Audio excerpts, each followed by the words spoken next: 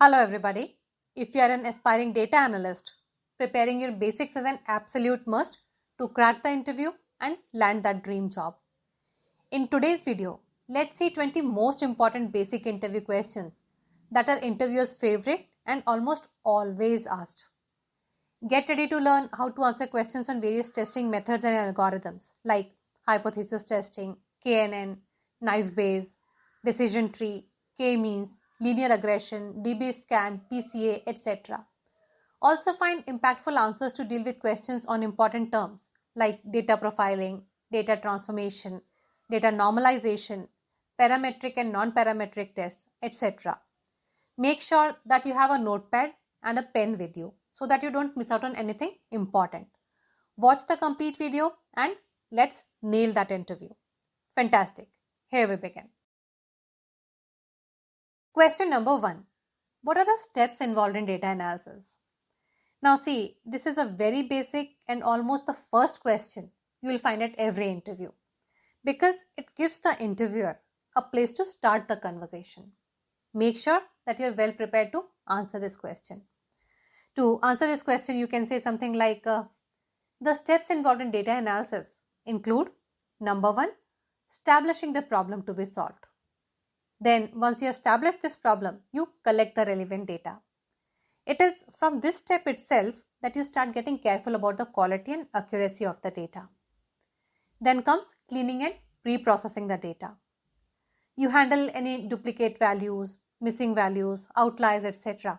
at this step and make the data usable for analysis. Then comes exploration, where you try to discover if there are any patterns or relationships in the data. Then comes selecting the features. Depending upon the need of the client, you choose the right variables to conduct the analysis. And then you build the model and evaluate it. Then you move on to validating the data and interpreting it. And finally, you visualize and report it to the client with the help of graphs and charts. Now that we just talked about cleaning and pre-processing the data, the next question could be, why do you need to clean and pre-process the data before analyzing it? To answer this question, you can say, actually, the data obtained from various sources may contain errors. At times, there may also be some missing values. To ensure its accuracy and completeness, it is important to clean the data so that the results are reliable and free from any bias. Other than this data may not be ready for analysis as it is. It may contain some outliers or noise. So, to make sure that the data is consistent and in an interpretable condition, we need to pre-process it. Here, we may need to transform, normalize, integrate, reduce, or scale the data before using it. Okay, now coming to a very simple but a very important question for any data analyst. And the question is, what is an outlier? What techniques are used to detect an outlier?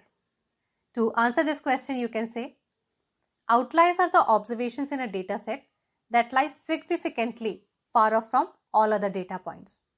This may occur due to mistakes in measurement or data entry, or it may be a genuine case also.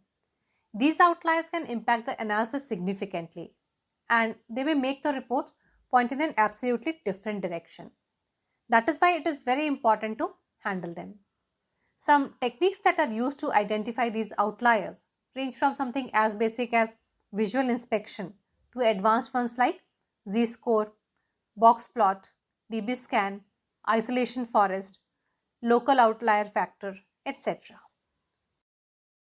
Okay, let's move on to the next one now. Tell us something about DBSCan. To answer this question, you can say, DBSCan stands for Density-Based Spatial Clustering of Applications with Noise. It is a clustering algorithm which identifies outliers as data points that do not belong to any cluster. The next one, what do you know about data profiling? To answer this question, you can say, data profiling is like conducting a scrutiny where you try to see if the data you are going to use is of good quality or not. Is it reliable or not? Mostly in terms of correctness, completeness, and consistency. with data profiling, you see that the data is free from any anomalies and follows the business rules. It is also called as data assessment or data archaeology. So you see, as the word itself suggests, examining the profile of the data is data profiling. Okay, now coming to a very important question again. What is hypothesis testing? See, to answer this question, you can say this is a statistical method that we use to draw inferences about a population based on the given sample data. It plays a very important role in inferential analysis because here you are trying to draw an inference from a larger population based on your data set. There are two types of this hypothesis. The first one is null hypothesis, which we also call as H0. This is the initial hypothesis that we start with. And the second one is alternative hypothesis, which we refer to as H1. This is just the opposite of H0 or the null hypothesis. Okay, now there are two types of errors that you may make while trying to make a decision after you have tested your hypothesis. And your next question could be based on that. And the question could be, explain the terms type 1 and type 2 errors in hypothesis testing. To answer this question, you can say type 1 error is also called as false positive. This is the case where you reject the null hypothesis even when it is true. The probability of committing this error is denoted by alpha. Type 2 error is also called as false negative. Here in this case, you are unable to reject the null hypothesis even when it is false. The probability of committing this type of an error is denoted by beta. The two errors are inversely related, and the role of a data analyst is to strike a balance between them so that your outcome is not overshadowed by any one of them. Okay, now let's move on to question number 8, which is again a very important one from the point of view of your concepts. Pay attention. The question is, what is PCA? To answer this question, you can say, principal component analysis, also referred to as PCA, is a technique that is used in data analysis to reduce the dimensions of a data set. So what you basically do here is reduce the number of variables into smaller number of uncorrelated variables. During the process, your aim is to retain the information. The new uncorrelated variables are called as principal components. This technique makes the larger data set easier to handle and interpret, which enhances the performance of your model. Question number 9. Tell us something about k nearest neighbors algorithm or the KNN algorithm. What would happen if the value of k is too large or too small? To answer this question, you can say KNN is a supervised learning algorithm used specially for classification tasks. It is used to classify a new data point based on how its neighbors or closest data points are classified. K here refers to the number of nearest data points you want to consider while deciding the fate of a new data point. So the most important thing here is to choose the right value of K to get an accurate and sensible classification. If K is too small, for example, if we take K is equal to 1 and consider only one nearest neighbor, our classification will become sensitive to that particular data point. It will also become prone to noise and outliers and may lead to overfitting. Okay, let me try to explain this with the help of a practical example. Let us assume that we are trying to classify a new fruit as a lemon or an orange based on its size and sourness. And our K is equal to 1. Then for every new fruit that we get, we'll just check one nearest neighbor because our K is equal to 1. But what if we have a small and sour orange, which might be an outlier? Can we still classify it as a lemon? No, this will mean overfitting. That's why we need more references. That's why we need a bigger value of K. Okay? Similarly, if K is too large, we might miss upon the uniqueness of the data point or the local patterns, and this would lead to underfitting. Fantastic. Let's start with question number 10 now. What do you know about parametric and non-parametric tests? What are the advantages and disadvantages associated with them? Now, to answer this question, you can say, when you want to test your hypothesis, you conduct some statistical tests that suit your data and research question. These tests can be parametric or non-parametric. Parametric tests believe that your data follows a normal or exponential kind of distribution so that you can apply your mathematical formulas. These tests are more powerful and precise in nature, but they are very sensitive to the violation of assumptions like normal distribution, etc. If your assumptions don't hold true, your answers will be inaccurate. Okay, now coming to the non-parametric tests. These tests don't make any assumption about the distribution of the data set. They are more robust and flexible in nature. However, they are a little less precise and powerful than the parametric tests. For the data that has got interval, ratio or meets the assumptions, parametric tests work better. Otherwise, non-parametric tests are a better choice. Some of the parametric tests are t-test, ANOVA and linear regression. Some of the non-parametric tests are Mann-Whitney U-test, Kruskal-Wallis test and Spearman's rank correlation. Okay, now the next question is about two terms which are very important in data analysis, and in fact so important that without them data analysis cannot be done. These two terms are correlation and covariance. And the question is, what do you know about correlation and covariance? To answer this question, you can say correlation and covariance are two terms often used in statistics and regression analysis. Let's talk about correlation first. So, correlation is a measure that measures the strength and direction of relationship between two variables. Basically, what is the effect of change in one variable on the other variable? So, for example, if a sports person practices for more hours, does he score more in the match? This type of a relationship. The relationship is measured with the help of correlation coefficient. Now, pay attention, because this correlation coefficient is something that is usually asked in the interviews. The range of this coefficient is from -1 to +1. If correlation coefficient is greater than 1, it shows a positive relationship between the two variables. It indicates that the two variables move in the same direction. If one rises, the other one rises too. A value of +1 means a very strong positive relationship. Now, the second case is when correlation coefficient is equal to 0. It means that there is no relationship or a very weak relationship between both the variables. However, if the correlation coefficient is less than 0, it means that there is a negative relationship between the two variables. It indicates that the two variables move in the opposite direction, which means if one variable rises, the other one falls. A value of -1 indicates a very strong negative relationship. So, make sure that you are aware of all these things, because this is a question which is highly likely to be asked in the exams. Okay, now let's come to covariance. So, covariance is also a statistical measure that tells us how two sets of data change together. It can be positive or negative in nature.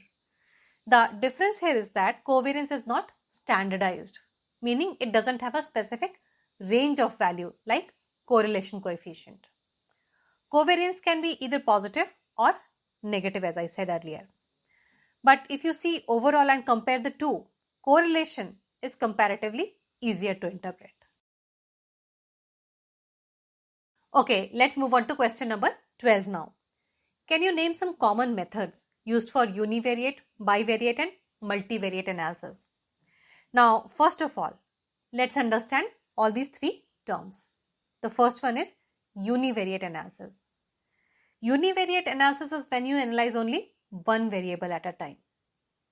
In bivariate analysis, you analyze two variables and the relationship between them. In multivariate analysis, you study three or more number of variables at a time and the relationship between them. Now, coming to the methods that are used to study them. The first one is univariate analysis. So, the methods that we use are like mean, median, mode, standard deviation, histograms and box plots. For bivariate analysis, we use scatter plots, correlation coefficients, and chi-square tests. For multivariate analysis, we use principal component analysis, which we just discussed a while back, factor analysis, and regression analysis. Okay, moving on to question number 13 now. What do you know about EDA? What are its primary purposes? So, first of all, EDA stands for exploratory data analysis. So, whenever you receive a data set, before applying any formal statistical techniques, you just try to explore it to get some insight into it and discover if there are any patterns, anomalies, relationships, to check your assumptions, etc. This exploration of data with the help of summary statistics and graphical representations is called as EDA, or exploratory data analysis. It is basically about getting a sense of what you have got in the hand before you actually dive into it. The main advantages of EDA are: number one, it makes you familiar with the data set, its structure and variables also. The summary statistics gives you an idea about where would the central tendency lie and the data variability. Then the data visualization gives you an idea about any outliers or any trends which summary statistics is not able to catch. Then it also gives you an idea about pre-processing steps that you need to take based upon the type of data you have got. It may also give you an altogether new angle to conduct the research, basically a new hypothesis to test. So all of these are the advantages of conducting the EDA that you can talk about to answer this question. Question number 14 is also something that is usually asked in the interviews, and it is, what is naive Bayes? To answer this question, you can say naive Bayes is a machine learning algorithm that helps in classifying the things, especially the text. So for example, using naive Bayes algorithm, you can train the computer to identify if a message is a spam or not. If it notices certain words like big sale, buy now, etc. in a message, it may predict it to be a spam and classify accordingly. Basically, it uses the patterns it has learned to make the predictions. Okay, coming to question number 15 now. What do you know about the decision tree? Why would you prune a decision tree? Again, a very, very important question. Pay attention. To answer this question, you can say a decision tree is a non-parametric supervised learning tree model. It is used for classification and regression tasks and derives its name from its structure, which absolutely looks like a real tree. It has got root node, decision node, leaf node, branches like a real tree would have. It also undergoes functions like splitting and pruning like a real tree. The root node here is the problem under discussion, and the leaf node is the possible outcome. You prune the tree to remove the irrelevant nodes or branches that may bring inaccuracy in the process. A well-designed tree presents the data with a few nodes and branches. You won't have too many of them. Okay, let's move on to question number 16 now. What is k-means clustering? What is the biggest limitation of this model? Now, to answer this question, you can say k-means algorithm is an iterative algorithm that tries to partition the data set into k number of predefined, distinct, non-overlapping subgroups, which are also called as clusters. Each data point here belongs to only one group. The approach followed by this model to solve the problem is called as expectation maximization. Now, when we talk about k-means, k here refers to the number of centroids, and the word means in k-means refers to finding the average of the data, which means its centroid. The algorithm works with an objective to group similar data points together and discover the underlying patterns. And to do this, it tries to find a fixed number of clusters in a data set denoted by k. Similar data points become the part of one cluster. Each data point is allocated to its nearest cluster. Now, it is used in a variety of applications like market segmentation, customer segmentation, document clustering, image segmentation, image compression, anomaly detection, etc. Question number 17. tell us something about time series analysis. Now, to answer this question, you can say time series analysis is a statistical method in which you collect and track a data sample over a period of time. For example, you record the market index every day to see how it behaves, any trends you observe, and effect of seasonality, etc. You do all this to make the predictions and your decisions accordingly. It is highly used in weather forecasting, financial forecasting, sales forecasting, stock market prediction, etc. So, based on your understanding of the trends you see from the analysis, you can make informed decisions. For example, is it the right time to invest? Or when would the sales of your refrigerators begin to increase? So that you can plan your marketing effort accordingly. Various techniques and methods used to model the data include data visualization, decomposition, seasonal decomposition of time series, smoothing techniques to remove any noise from the data, forecasting, etc. Now, question number 18. What is a linear regression model? As all of you know, this is a very important question in data analysis. To answer this question, you can say linear regression is a basic and most commonly used predictive analysis model used in data analysis. It tries to examine two things. Number one, are there any predictor variables that can help in predicting the outcome variable? This outcome variable is also called as dependent variable. And number two, which variables in a given case are significant predictor variables? There are three main uses of regression analysis. The first one is determining how strong the predictor variables are. Then forecasting an effect. And thirdly, trend forecasting. Now, you also hear of something called as RMSE in linear regression. So, this RMSE is also called as root mean squared error. It is a good measure of how close are the predictions made by the model to the actual values recorded.